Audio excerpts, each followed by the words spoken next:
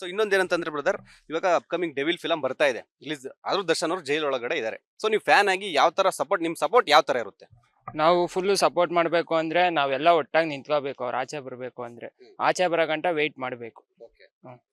Devil ಅಂದ್ರೆ ಇವಾಗ ಒಬ್ಬ ಹೀರೋ ಇರಬೇಕು ಪ್ರಮೋಷನ್ಗಾಗ್ಲಿ ಮತ್ತೊಂದ್ಗಾಗ್ಲಿ, ಆದ್ರೂ ಜೈಲಲ್ಲಿ ಇದ್ದಾರೆ ಇವರು. ಇವಾಗ ದರ್ಶನ್ ಏನಂತಂದ್ರೆ ಫ್ಯಾನ್ಸ್ ಮೇಲೆ ಬಿಟ್ಬಿಟ್ಟಿದ್ದಾರೆ. ಫ್ಯಾನ್ಸ್ಗಳೇ ನೀವೇ ಪ್ರಮೋಷನ್ ಮಾಡಿ, ನೀವೇ ನಮ್ಮ ಈ ಡೆವಿಲ್ ಅನ್ನ ಗೆಲ್ಲಿಸ್ಬೇಕು ಅನ್ನೋ ತರ ಒಂದು ಮೆಸೇಜ್ ಕೊಟ್ಟಿದ್ದಾರೆ. ನೀವೇನ್ ಹೇಳ್ತೀರಾ? ಡೆವಿಲ್ 100% ಬ್ಲಾಕ್ ಬಸ್ಟರ್ ಹಿಟ್ ಆಗುತ್ತಾ ಅಂತ ಹೇಳ್ತೀರಾ? ಆಗುತ್ತೆ ಸರ್. ಫ್ಯಾನ್ಸ್ ಎಲ್ಲ ಸೇರಿಸಿ ಡಿ ಬಾಸ್ನ ಯಾವತ್ತೂ ಫ್ಯಾನ್ಸ್ಗಳು ಬಿಟ್ಕೊಡಲ್ಲ.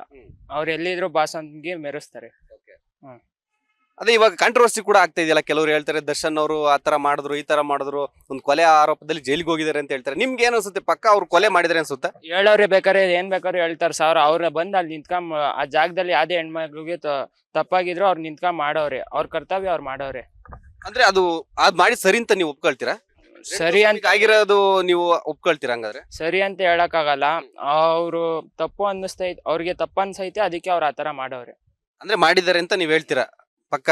ಸೊ ಅದು ದರ್ಶನ್ ಅವ್ರ ತಪ್ಪು, ಆ ಒಂದು ರೇಣುಕಾ ಸ್ವಾಮಿ ಮಾಡಿರೋ ತಪ್ಪು, ಹಂಗಾಗಿ ದರ್ಶನ್ ಅವರು ರಿಯಾಕ್ಟ್ ಆತರ ಇತ್ತು ನೀವ್ ಹೇಳ್ತಾ ಇದೀರಾ. ಓಕೆ. ಸೊ ಈಗ ಏನ್ ಅನ್ಸುತ್ತೆ, ದರ್ಶನ್ ಅವ್ರು ರಿಲೀಸ್ ಆಗ್ತಾರೆ ಅಂತ ನಿಮ್ಗೆ ಏನೋ ಅನ್ಸುತ್ತಾ? ಸರ್ ರಿಲೀಸ್ ಆಗ್ತಾರೆ ಅನ್ಸುತ್ತೆ, ಬಟ್ ಅಲ್ಲಿ ಗಂಟ ಫ್ಯಾನ್ಸ್ಗಳೆಲ್ಲ ಕಾಯ್ಬೇಕು.